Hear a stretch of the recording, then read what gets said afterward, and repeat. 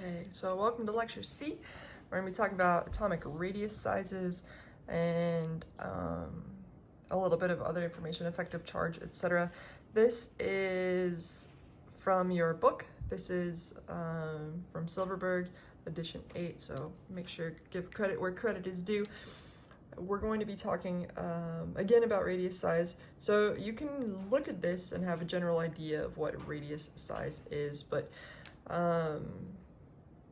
that doesn't tell us why it does what it does. So let's spend some time here. As we go, essentially lithium, beryllium, boron, carbon, etc., we're getting more massive, right? Neon is more massive than lithium. Neon has 10 protons, lithium only has 3 protons. But neon is much smaller over here. In fact, actually, technically, I would disagree. I think noble gases should be excluded from this information, but specifically fluorine then is really small compared to lithium, right? And that should not make intuitive sense because fluorine's bigger. In terms of mass, it's more massive, so shouldn't it be bigger in terms of size as well? So what's going on? And as we go essentially from lithium to neon, and then we go down to sodium, all of a sudden from neon to sodium, and we only added 1 proton. What's up with that huge jump? So we ought to be wondering what the heck is going on, and here is kind of what's going on. So as we go from neon, in fact, maybe I'll just draw it out.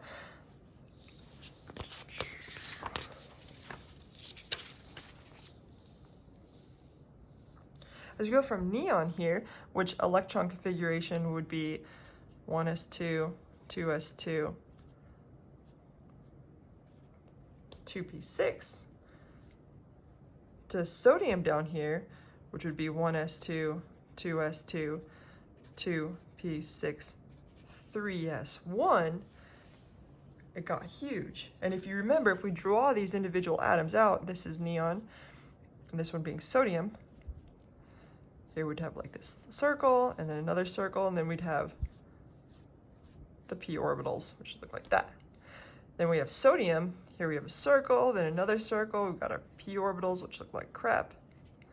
But then we've got this 3s1, which goes on the outside. So we added a shell, and therefore sodium's going to be bigger because we added a shell, and that's what happens as we go down. We're adding more and more subshells and more orbitals, and that's why it's going to get bigger.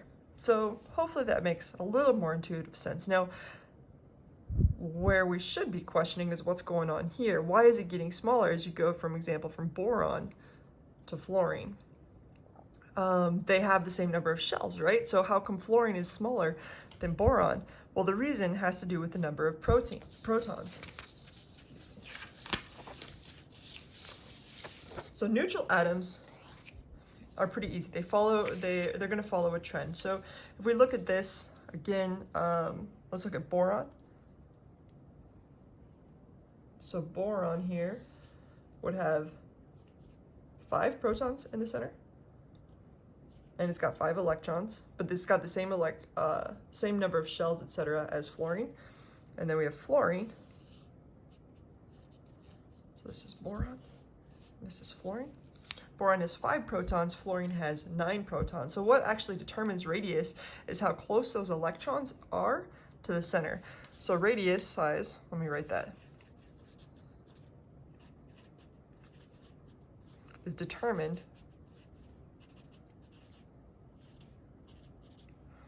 by how close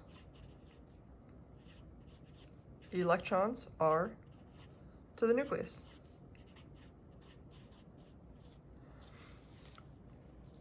Now let's stop and think about this. Electrons have a negative charge, right? Protons have a positive charge. So here we've got 5 negative electrons of boron, and we're not going to draw them out all pretty. And then fluorine, we have 9 negative electrons in fluorine. Now the center is highly concentrated. In fact, it's like the densest thing you got is the center or nucleus of an atom. Here we have 5 protons, here we have 9 protons. This has a hugely positive center compared to this. Remember, positive attracts negative, and radius of size is determined by how close electrons are. So let's pretend you've got a somewhat strong magnet over here and a really strong magnet over here. Which one's going to pull the electrons closer? This one, because it's got a really strong magnet. So these are getting pulled in like this. And that's why this is smaller, because it has a higher pull to the center. And we would call that its effective charge. So fluorine's got a higher pull to the center, so therefore it's going to be smaller. And hopefully that explains why fluorine is smaller than boron, because it has highly concentrated positive center pulling those electrons in. Okay, so neutral atoms are easy, they follow a trend. But when we get to ions, we do have to take some time to make sure that we understand them. So let's look at these isoelectric things. Isoelectric is the same electron configuration. So I gave you a lot. I said, okay, let's look at phosphorus, sulfur, and this is not phosphorus, this is phosphide, sulfide, chloride, a neutral argon, potassium ion, and a calcium ion. Now, in looking at the periodic table, phosphide, we had 3 electrons, would have the same electron configuration as argon. Sulfide would have the same as argon. Chloride would have the same as argon. A potassium ion would have the same as argon, and a calcium ion would have the same as argon. So they're all isoelectric, meaning they actually all have the same electron configuration. They all have 18 electrons. So if we were to draw these, they all have 18 electrons on the outside. And they're distributed, you know, on the relatively evenly on the outside.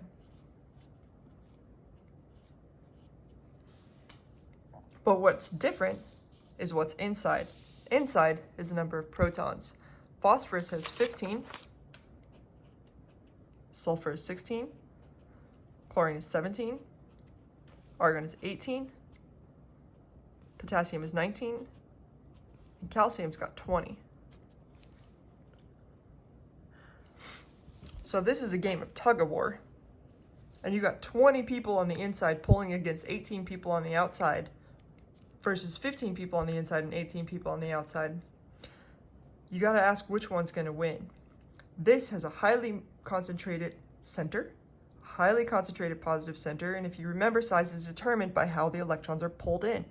If we got 20 over here, these electrons are getting pulled much more effectively, and this guy over here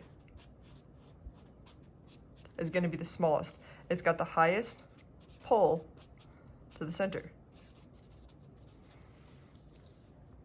So they all act very similarly, but this one is going to be the smallest because it's got the highest pull to the center. In fact, all cations of their neutral ion are always going to be the smaller one. An anion, though, is going to be bigger. So let's make this the biggest. Okay, so that's size and radius size. Hopefully it makes a little bit of sense. If it doesn't, rewatch the annoying video. I'm sorry, I hate videos. Okay, now let's look at the ionization energy. Ionization energy and size are actually kind of related. So if you think about this one, it's really small, right? It's difficult to pull an electron off of something that's really small. It's easier to pull off an electron of something that's really big because this isn't pulled as tightly as this one's pulled. So these are getting pulled pretty loosely. This one's getting pulled really tightly. So it's really, really hard to pull this one off, but not so hard to pull that one off. Thankfully, usually for ionization energies, you're only looking at the periodic table and neutral atoms. So on the periodic table, again, I told you that really small things are difficult. So your ionization energy, maybe we should talk about what that is is going to increase as you go up and to the right. As a general trend. So as you go up and to the right, ionization energy increases, meaning it's really hard to pull off an ion from fluorine, and it's not so hard to pull off an ion from lithium.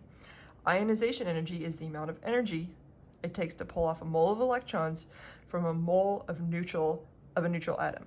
So fluorine likes electrons, right? It likes to be fluoride. It wants to take on one electron. It loves electrons. Lithium likes to be a cation.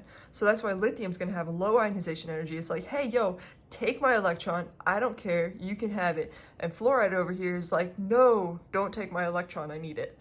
And so that's ionization energy. Low ionization energy, high ionization energy. But as you look at this, which also comes from Silverberg edition 8, you'll see that there's some interesting and odd trends. So in general, ionization energy goes up and to the right, kind of like we discussed. But you'll see in the third column and the fifth column that there's, or excuse me, the third column and the sixth column, that there's some kind of weird stuff happening. And that has to do with stability. So let's take a look at what's happening. And it also has to do with electron configuration. You're not done with it yet.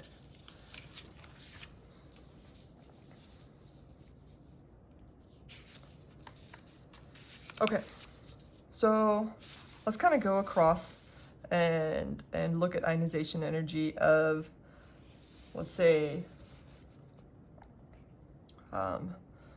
beryllium, boron, carbon, nitrogen, oxygen, and fluorine. And in fact, I'm going to do those in an opposite order, I think. Okay, starting with fluorine, I'm going to write the electron configuration for it. I'm going to skip the helium part. So it would be helium, 2s2, 2p5. Okay, so if we draw this out, we got our 2s, we got our 2p, 1, 2, 3, 4, 5. And remember that things want to be half full or full. So if you take off one electron here, it doesn't change the fact that it's half full, and it doesn't change the fact that it's full. So it gives it up. It's like, okay, I really don't want to because it's fluorine, right? It's got a high ionization energy, but it'll give it up. And its ionization energy is 1681 kilojoules per mole. Let's look at oxygen here. Oxygen has an electron configuration of 2s2, 2p4. So kind of the same thing. 2s, 2p.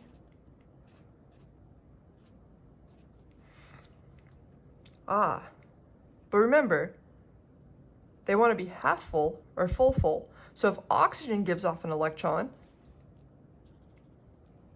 it's half full. So if it gives off an electron, it's going to be half full. So it wants to give off an electron. It really, really wants to give off an electron. And that's why you get a dip. And the ionization energy here is 13, 14. So this would explain the dip of here we have a high and then a low, because this one will be full or half full if it gives off that one electron. Let's move on to nitrogen. Nitrogen, we got 2s2, 2p3,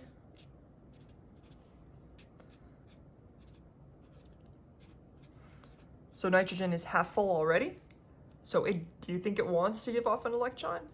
It doesn't, so it's not, and that's why it has a relatively high ionization energy of 1402. And all these numbers are in kilojoules per mole. Move on to carbon. Carbon here is 2s2, 2p2. Nothing real special happens with carbon. Any organic chemist would kill me for saying that. But if we take one electron away, it's not going to be half full. It's not going to be full. It doesn't really matter. So it just follows a regular trend. It's going to be 1086. You do not have to memorize these numbers. I want you to understand the concept.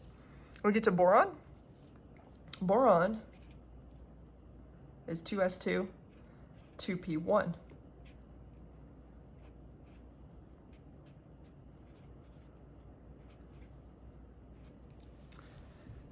This is relatively unstable. If it gives off this electron, then it's got the full, I don't know why I did that, a full one over here. It's got a full 2s orbital over here. So if you give off this electron, you have a full here, and that's why this has a dip in ionization energy. It gives it off easily, and it's 800.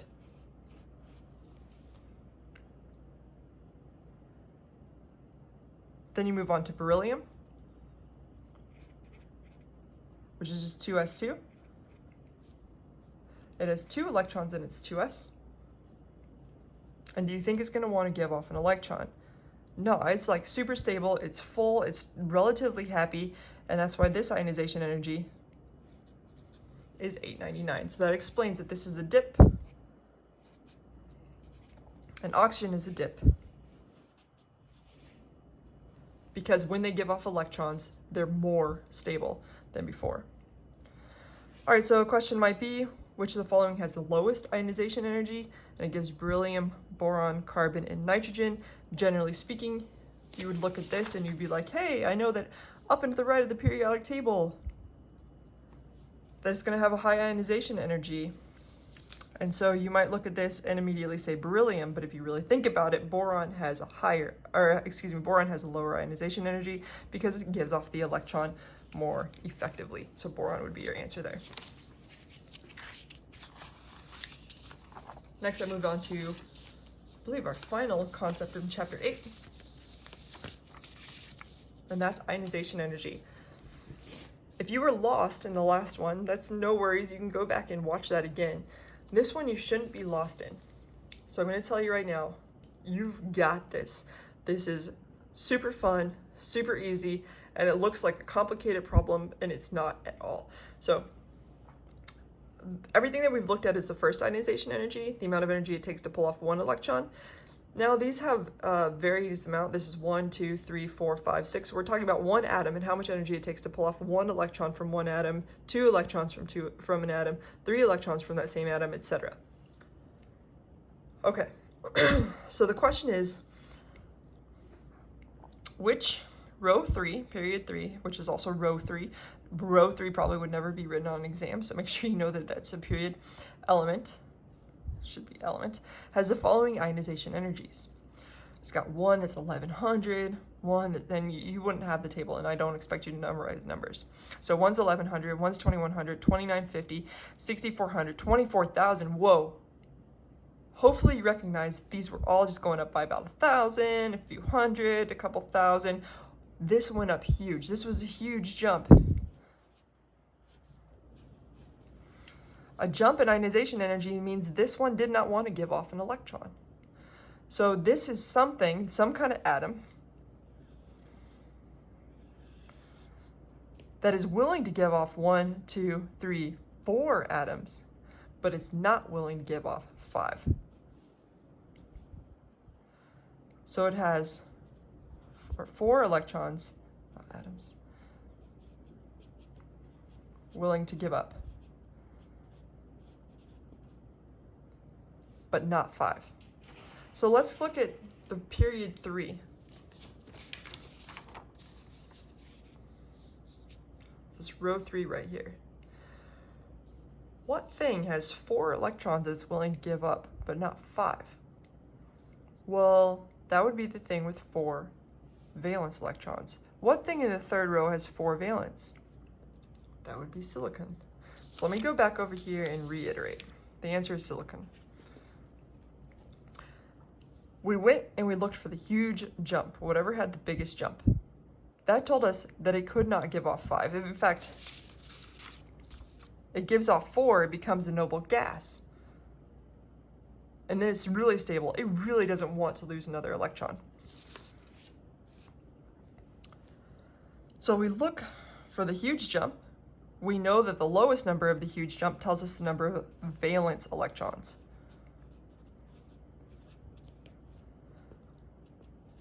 Tells us there are 4 valence electrons. And so then we can go back over here and say, hey, what thing in the third row has 4 valence electrons? Well, you just count 1, 2, 3, 4, and silicon is in the 4th row. Let's see if you can do this one on your own then. I won't walk you through it too much. Which period 2, so now we're talking about the row 2 element, has the following ionization energies? We got low jump, low, low, low, low, huge jump. So how many valence electrons does that thing have? Well, it gave off 1, 2, 3, 4, 5. Telling you it's 5 valence electrons. This here was the jump. It had 5 valence electrons. It was not willing to give off 6. So what's in the second row that has 5 valence electrons? 1, 2, 3, 4, 5, nitrogen. And that's why this answer would be nitrogen. And this up here, by the way, in case you missed it, was silicon. All right, so that concludes our Chapter 8 lecture series. Woohoo! Put questions in the discussion section if you have any, and I will answer them as soon as I can. Have a good one. Bye.